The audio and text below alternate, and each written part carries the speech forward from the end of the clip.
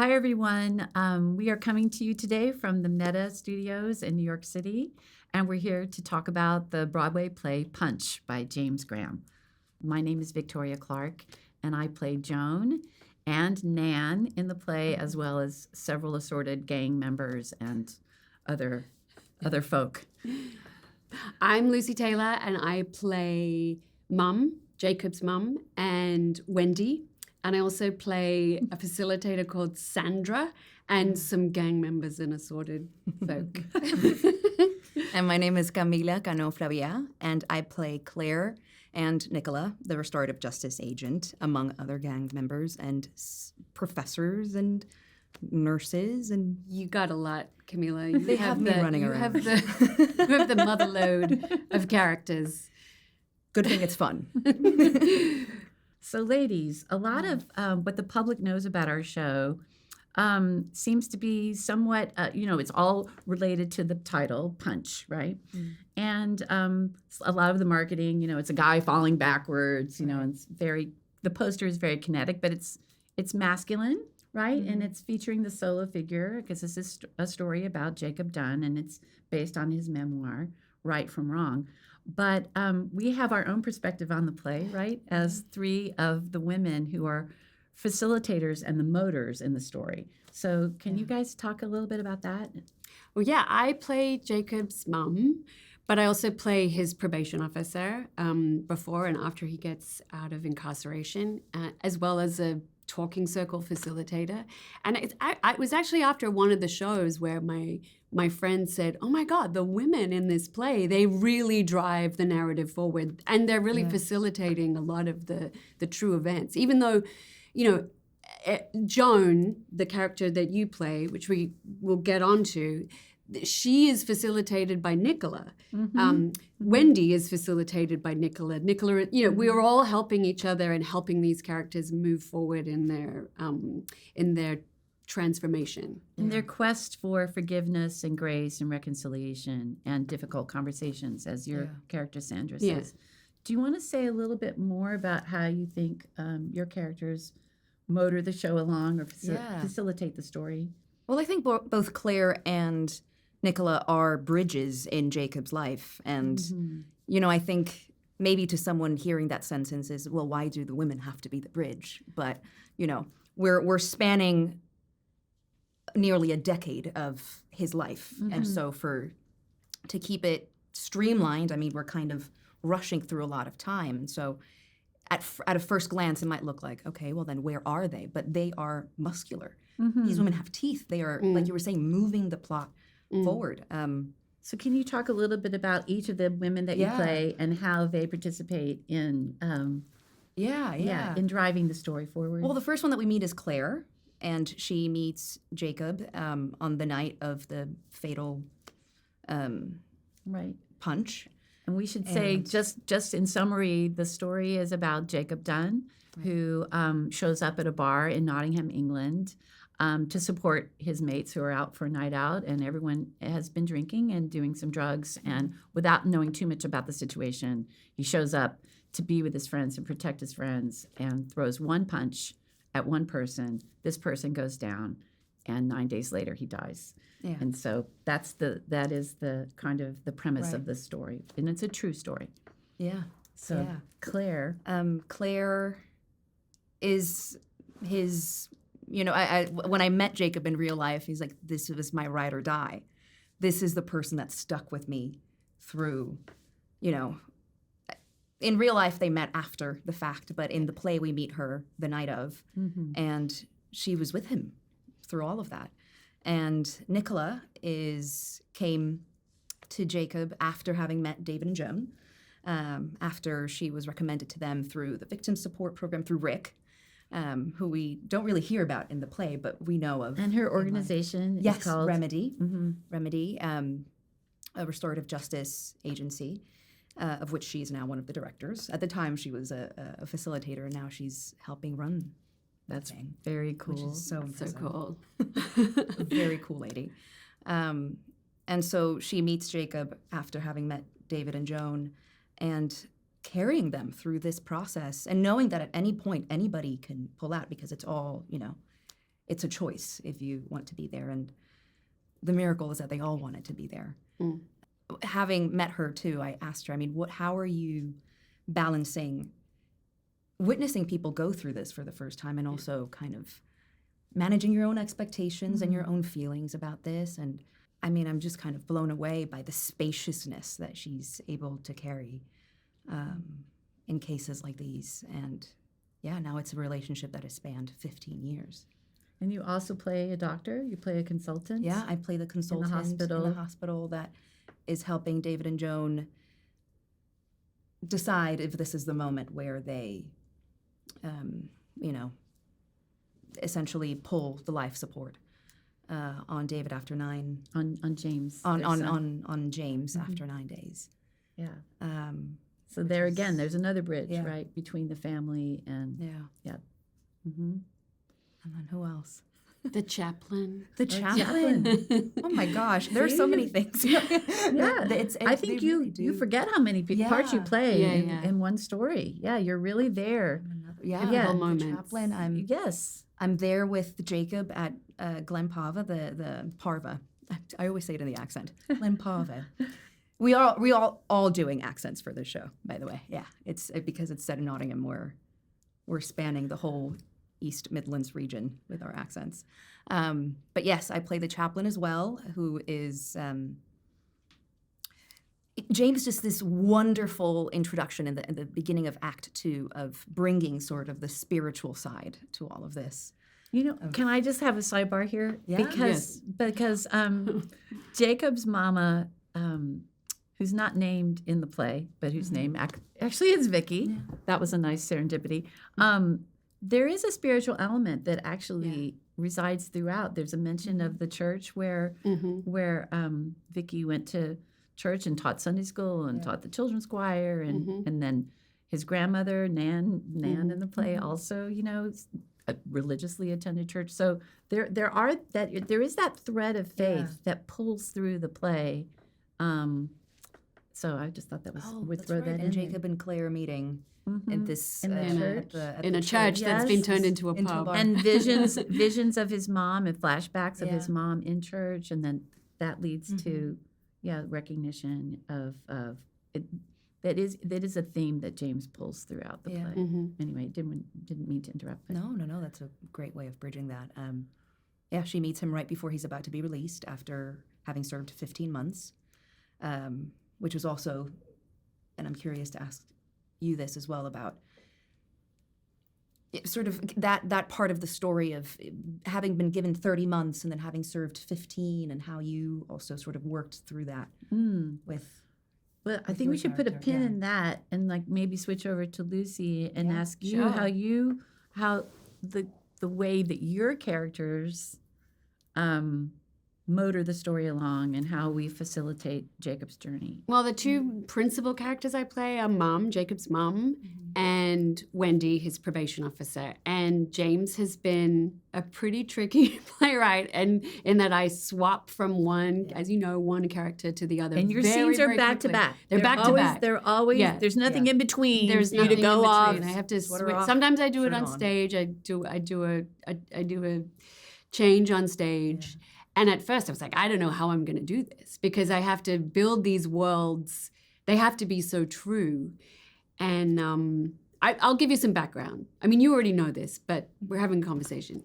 I played Jacob's mom, who, I mean, if you read Jacob's book, Right from Wrong, which the play is based on, it's sort of a love letter to his mom.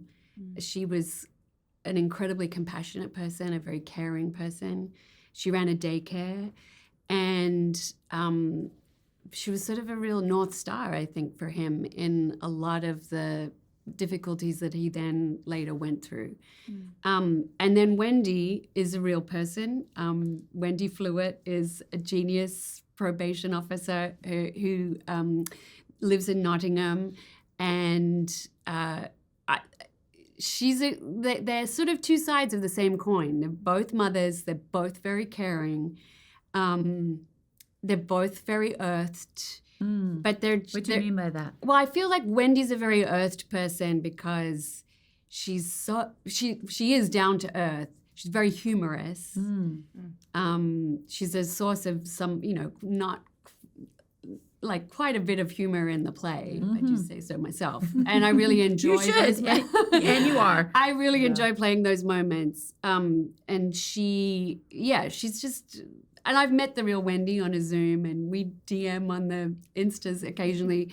She's an incredible human being, who has dedicated her life to being a probation officer, working as a social worker, often with neurodivergent youth, and she's just one of those heroes that we'd all love to be. The thing I love about this story is that we get to see those really golden moments of a family when Jacob's little and Nan and Mum. Birthday and cakes and celebrations and hugs. really and, joyous, yes. loving home. Yes. That Stable.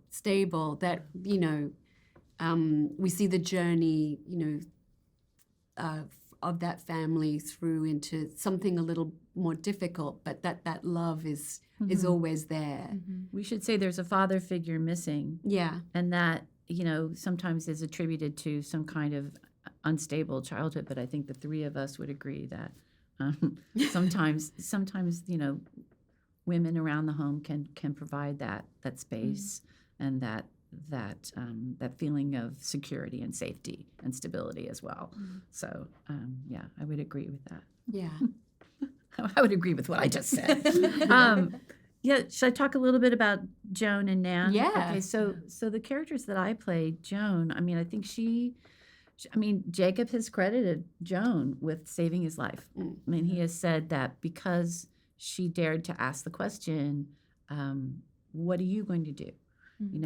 She had lost her own child in this event. And so after a lot of bitterness, and I've had the joy of meeting Joan in person as well. We all met Joan and David. They came over from the UK and visited us and saw the performance. And I think that she really wanted me to know that the journey towards grace and forgiveness wasn't instantaneous. That there was a real period of grief and loss and bitterness, and even she hasn't used the word rage, but I know there was rage and anger. The sentence, as you mentioned before, was half of what they said it might be, or what he was given, and then that the sentence was much shorter than what would normally be given to someone who was sentenced for manslaughter. So it's a convicted of manslaughter. So I just feel like it's for her, it was one surprise after another, right? And so the way she was able to surf through that, and then bring a reluctant partner through it as well. So it wasn't just her own journey. She had David, who now is very, very involved in restorative justice and that journey. And Joan and David and Jacob work very closely together as a trio. But I think in the beginning, it's pretty clear that Joan was really driving that. 100%. And that it was her energy and her ability, and as you say, her spaciousness. I think that's a beautiful way of saying it. That she was open to Nicola, she was open to Wendy, she was open to those folks and to restorative justice, and to really investigate that, and to pull David along and to say, no, let's listen to this and let's really find out what this is about. And that has led to a real collaboration with Jacob, which is so inspiring. And I think one thing we all want to talk about is that even though the story does involve a violent death, which is not seen on stage, by the way, that's important for people to know. We talk about it, but we don't see it. But what people should come away with, and what people are coming away with, is how inspiring the story is because of what happens, and how Joan and David do reverse their feelings about the situation and are able to come to a deep, compassionate understanding and eventual forgiveness for what happened to their son. And it does happen in some cases, but I think what it does is it leaves the audience with, what would you do? What do you all think about that? Yeah, I agree. My first impression on reading the play was this is not what I expected at all. I love how dynamic it is. I love how expansive it is. I love how it's not heavy at all. I love how light it is, how funny it is, how kinetic and dynamic. Right.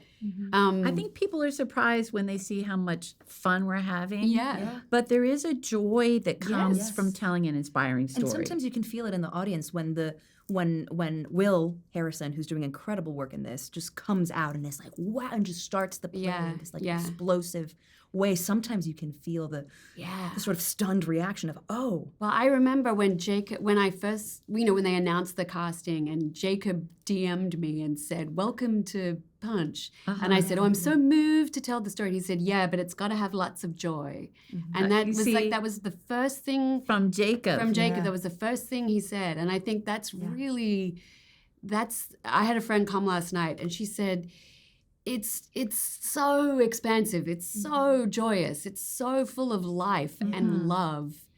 And you there's know. music, we should say. Yeah. We have an incredible sound design, and it's It's lit So like dynamic. you're at the club. lighting design, and really- so it's very, it moves like a musical. Mm. It feels like a musical to be in it. There's underscoring in every scene. Yeah.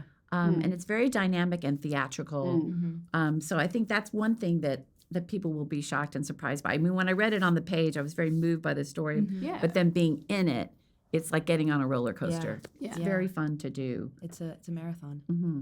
What is your major takeaway about the piece, or being involved in the piece, or playing the characters that you play?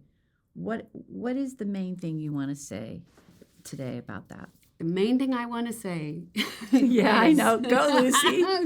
Go. On first glance, this play could seem and feel like the story of an underdog triumphing against the odds. Yeah. But the thing I love about this play is that we cannot transform. We can't move past anything in our life. We can't move past the difficulties in our lives. We can't move to forgiveness. We can't move to justice without community. We need each other. This is not an individual's story. Even though each person in this play is motivated and by their individual needs. Joan and David needed Nicola and Remedy. Jacob needed Wendy and Derek, and we Joan all and need each David. other. And Yeah, Joan Wendy and David needs clients, and Yes, Sandra yeah. needs the talking circle. That we can only make those things happen in community, and to do that in theater, where we all come together in community to express mutual empathy, and radical empathy, shared empathy. That's the last place it's happening, guys, is in the theater, right? We will be the last artist standing, and I just think that's my takeaway about this play and why everyone needs to see it. That's brilliant. Yeah. It's What do like you that think? quote. I was thinking about this a couple days ago too, because I came across a quote. Again, it's we are all responsible for all of the children of the earth.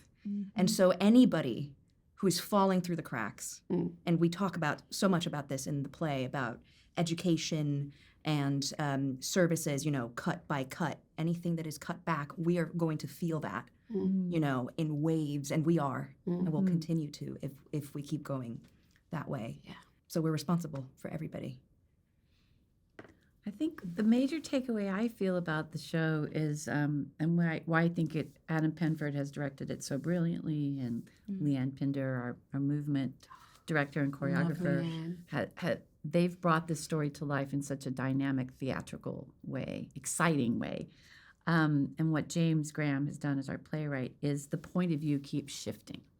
So as an audience member, you keep going from, I'm seeing the story through Jacob's eyes. No, now I'm seeing it through David's eyes. No, now I'm seeing it through Joan's eyes. Oh, now I'm seeing it through a gang member, and feeling like I'm going to lose that friendship with Jacob if he changes his point of view about the world. Oh, now I'm seeing the world through, here's this social worker who's taking her first homicide case. And will I gain the trust of my clients?